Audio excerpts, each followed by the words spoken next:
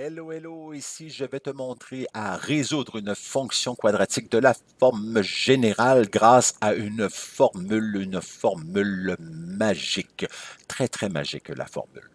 Donc voilà, et ça nous prend une forme générale pour appliquer cette fameuse formule magique que je vais te faire apparaître bientôt, tel un magicien.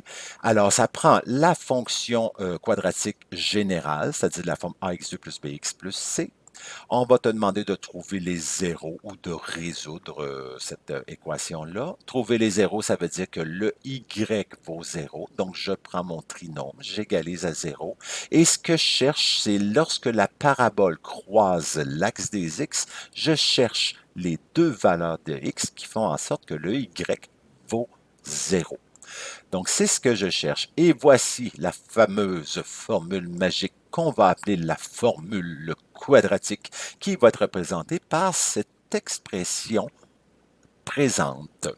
Donc, pour trouver là où les valeurs de x, on va aller chercher chacun des trois paramètres A, B, C qu'on intègre dans cette formule-là, qui nous dit de prendre l'opposé de B plus ou moins la racine carrée de B2 moins 4 fois A fois C divisé par le double de A. Voilà, c'est la formule magique quadratique. Donc, voici comment on va l'appliquer. Donc, on a notre fameuse fonction quadratique de la forme générale. Je veux trouver les zéros, donc j'égalise cette équation-là à zéro. Je vais aller chercher ma formule magique, ma formule quadratique. Donc, j'identifie mon paramètre A, mon paramètre B, mon paramètre C, qui sont les coefficients de x2 et x, puis finalement le nombre qui est au bout.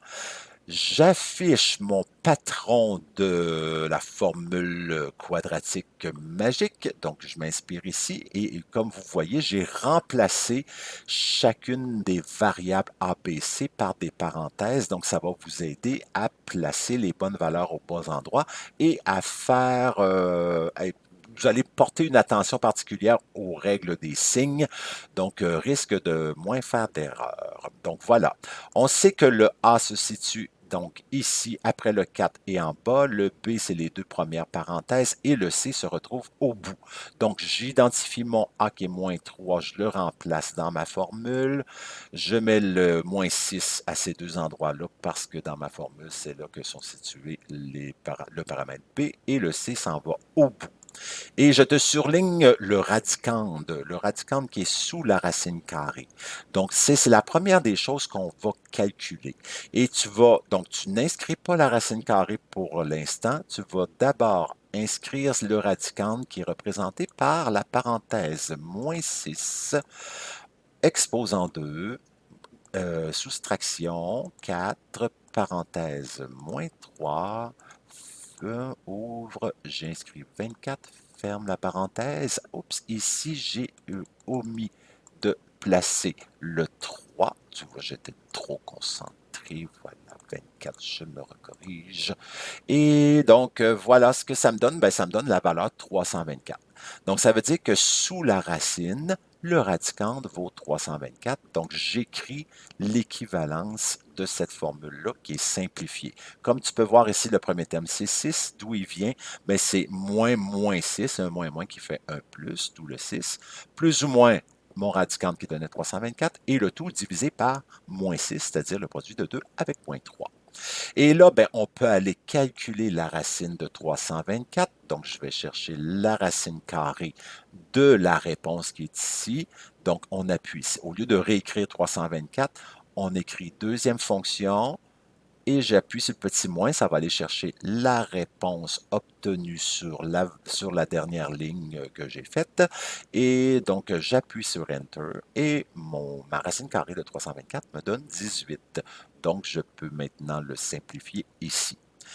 Donc, voilà que ça va me faire mes deux calculs pour trouver le x1 et le x2. Tout d'abord, j'applique mon calcul avec le signe plus. Donc, je fais 6 plus 18 divisé par moins 6. C'est ce que j'ai écrit ici. Ça fait 24 divisé par moins 6 qui me fait pour mon x1, mon premier zéro, qui est moins 4. Et l'autre, ben, j'applique avec le moins 6, moins 18, le tout divisé par moins 6, ça fait moins 12 divisé par moins 6, et ça me donne 2. Et voilà mes deux zéros de cette fonction-là. En fait, ce que j'ai trouvé, c'est dans ma parabole, son équation étant moins 3x2 moins 6x plus 4, je trouve ces zéros. Donc, en fait, c'est lorsque la parabole croise l'axe des x, quand y vaut 0, j'ai trouvé mon moins 4 qui était ici et le 2 qui était là. Voilà, on a trouvé les deux zéros. Dans un contexte de problème écrit, donc ça se peut que je te dise, ben voici, tu as un rectangle et je te donne comme indice qui vaut 12 cm² au niveau de sa superficie, au niveau de l'air. Donc, pour résoudre ce problème-là, évidemment, il va falloir que je te donne des expressions algébriques qui vont représenter la base et la hauteur. Donc, la base, je te dis que c'est x plus 2 et la hauteur, c'est 2x moins 1. La formule de l'aire d'un rectangle, c'est base fois hauteur, évidemment. Donc, je suis prêt à entrer mon équation, c'est-à-dire que je vais multiplier mes deux binômes ensemble, donc ce qui correspond à la base et la hauteur, pas dans l'ordre nécessairement. Hauteur fois base, ça revient à l'air pareil. Et je sais que ça, c'est égal à 12. Donc, ça ressemble à une forme factorisée. Mais pour résoudre une forme factorisée, il faut toujours qu'elle soit égale à 0. Mais si je fais moins 12, donc là, ce n'est plus une forme factorisée. Donc, binôme fois binôme, on transforme ça en trinôme, c'est-à-dire en faisant les 4 multiplications. Ça me donne x2 plus 3x moins 2, donc égal à 12. Et il faut absolument, absolument, absolument, absolument que notre trinôme soit égal à 0 avant d'appliquer la formule magique. Donc, avant d'appliquer ma formule magique, il faut s'assurer que la fonction soit toujours égale à 0. Voilà. Donc, on place le A qui vaut 2, le B qui vaut 3, le C qui vaut moins 4. On calcule le radicande. Donc, j'y vais avec ma calculatrice. Parenthèse, 3, ferme, exposant 2, moins 4, parenthèse, 2, ferme, ouf, moins 14, ding, patlaou, 121. Donc, je peux écrire que c'est moins 3, donc moins 3 plus ou moins 100, la racine carrée de 121, le tout sur 4 parce que 2 fois 2 fait 4. Donc, ça va me donner en réalité la racine carrée de 121. Bon, tu sais comment la calculer, donc ça me donne 11 et ça va me permettre de trouver mon premier zéro qui, en fait, ce n'est pas un zéro. En fait, c'est la première solution quand mon équation est égale à 12. Alors, je calcule ici, ça valait 2, donc c'est-à-dire moins 3 plus 11, ça fait 8 divisé par 4, 2. Et je fais moins 3 moins 11 qui fait moins 14 divisé par 4 qui fait moins 3,5. Voici mes deux solutions. Donc, imaginons que le produit de base fois hauteur correspond à la parabole ici et que je souhaite trouver les valeurs de x lorsque la parabole croise le y égale 12. Donc, quand y vaut 12 dans ma parabole, le x, il vaut moins 3,5, mais aussi, il vaut 2. C'est ce que j'ai trouvé ici. C'est ces deux valeurs-là lorsque y vaut 12. Ainsi, avec mes deux solutions, peut-être que tu vas te dire, c'est bizarre que ça me donne un nombre négatif. Mais quand même, ce qu'on va faire, on va prendre d'abord la première réponse, le x1 est égal à 2. On va substituer ça dans nos deux côtés, dans nos deux binômes. Donc, j'ai pris la mesure de CD qui est égale à x plus 2. J'ai remplacé le x par 2. Donc, mon x1. Je fais la même chose pour la hauteur. Donc, la mesure de AD, c'est 2 fois x moins 1, le x vaut 2. Donc, ça me donne 3.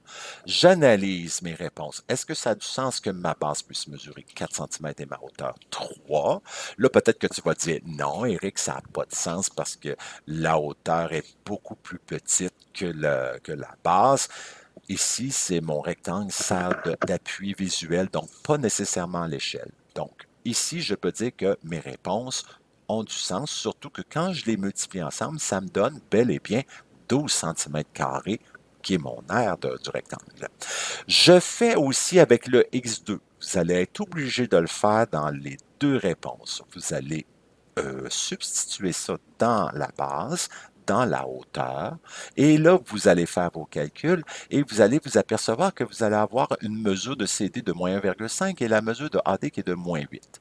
Même si vous les multipliez ensemble et que ça vous donne aussi 12 cm², parce qu'un moins multiplié par un moins me fait un plus, ben, cette réponse-là n'a pas de sens parce que je ne peux pas avoir des mesures négatives dans mon rectangle.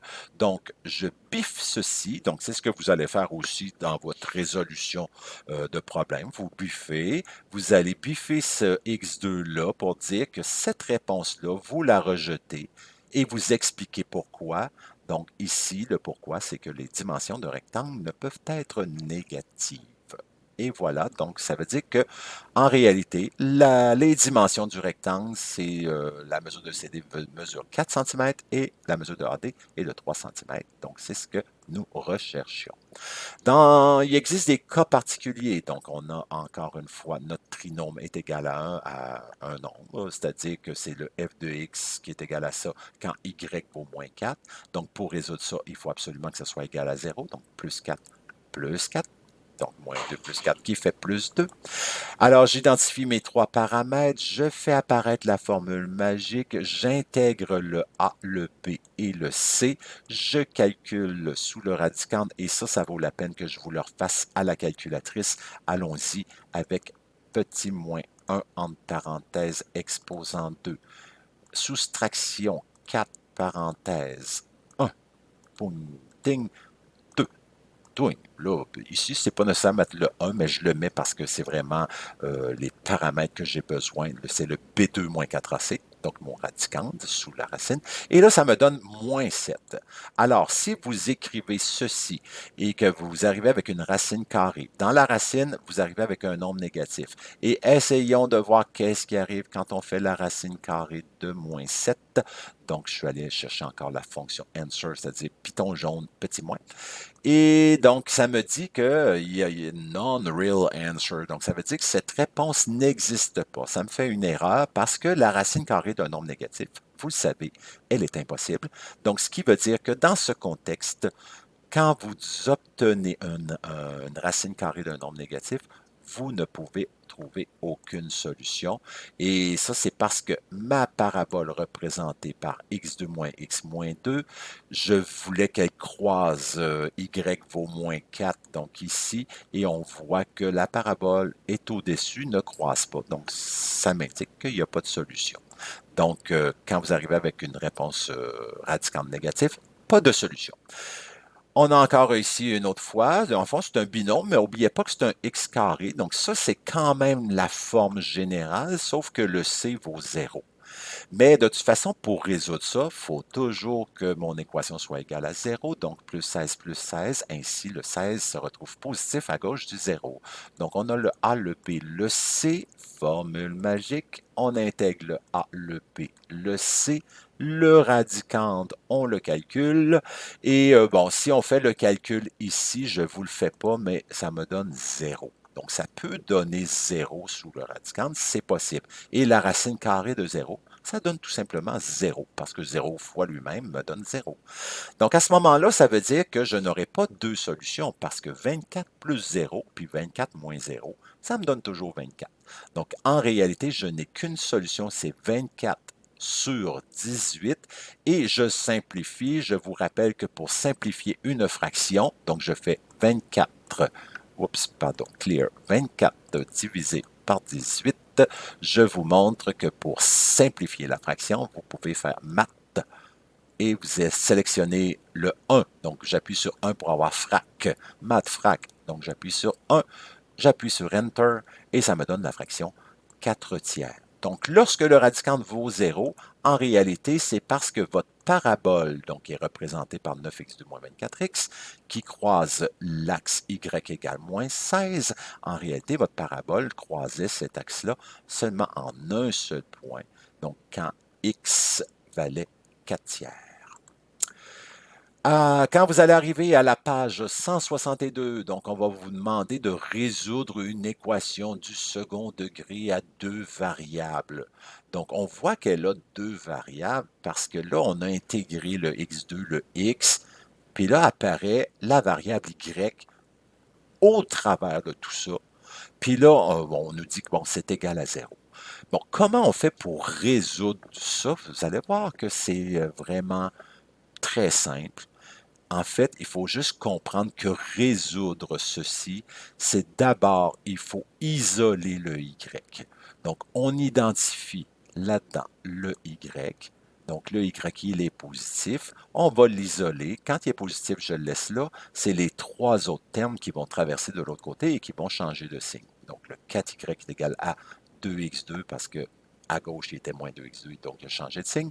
Même lui change de signe. Et là, maintenant, isoler, ça veut dire rendre le Y unitaire, donc divise par 4 partout. Donc, ça me donne ce fameux trinôme-là. Et donc, de résoudre un trinôme de la forme Y égale trinôme, ben, c'est tout simplement de tracer le graphique. C'est ça, le résoudre ce type de problème-là. Donc, voilà. Donc, on va aller chercher nos critères pour nos notions d'avant pour tracer le graphique. On peut identifier le sommet, on peut identifier peu importe. Mais aussi, on peut utiliser évidemment la calculatrice avec Y égale. Et comme tu peux voir ici, donc j'ai intégré le 0,5 x2 plus x moins 4. On va chercher la table de valeurs, on identifie nos points qu'on place et on peut trouver, donc tracer évidemment cette belle parabole. Et voilà, ça. Et quand tu vas arriver à la page 164, au numéro 4, mais résolvez chacune des équations suivantes. Tu vois qu'il y a un Y qui est au travers de tout ça. Donc à ce moment-là, tu isoles le Y, puis ensuite tu traces le graphique. Et c'est ça, résoudre ce type d'équation-là. Et voilà, c'est tout pour cette capsule. Donc, bon travail. Apprivoise bien la formule magique, la formule quadratique, et tout devrait bien aller. Au revoir.